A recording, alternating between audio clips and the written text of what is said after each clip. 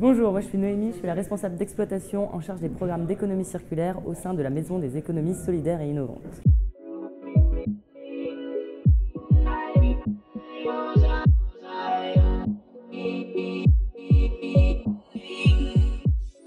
En fait, nous avons réaménagé cet espace, surtout les premiers et deuxième étages, entièrement en économie circulaire, c'est-à-dire en essayant de minimiser au maximum notre impact environnemental négatif et en faisant travailler des acteurs franciliens, des designers, des artisans qui travaillent à partir de déchets.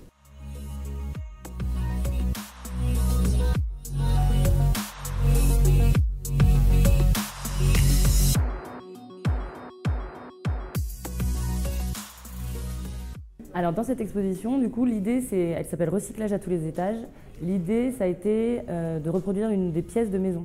Là, ce qu'on peut voir, c'est une salle de bain, un salon et une chambre. Et dans ces pièces-là, en fait, on a uniquement du mobilier qui est fait par des entreprises qui travaillent soit en insertion et à partir de déchets. Par exemple, nous avons travaillé avec Emmaüs les recréateurs, donc qui fait de l'insertion à travers le travail de la menuiserie, et qui ont fait appel à des designers pour leur designer à partir de déchets qui existaient déjà, en fait, une chaise, la chaise polynésienne que vous pouvez voir dans le salon. On a travaillé aussi avec un artiste qui s'appelle Junior Fritz Jacquet, qui nous a fait la magnifique lampe fleur en papier sulfurisé, qui travaille avec des femmes éloignées de l'emploi. Il leur apprend l'origami.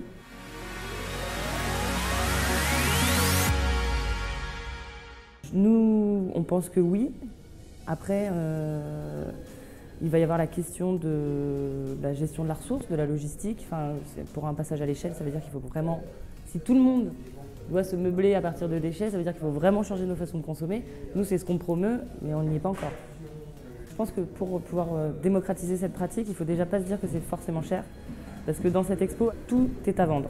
Et on a des pièces, donc vous avez notamment la patère Buffalo, qui est fait par les résilientes Emmaüs, qui coûte 15 €. Et vous avez après la lampe de Junior Fritz Jacquet, où là on est quand même sur une démonstration artistique qui vaut un peu plus cher, mais voilà, il y a des choses qui sont accessibles.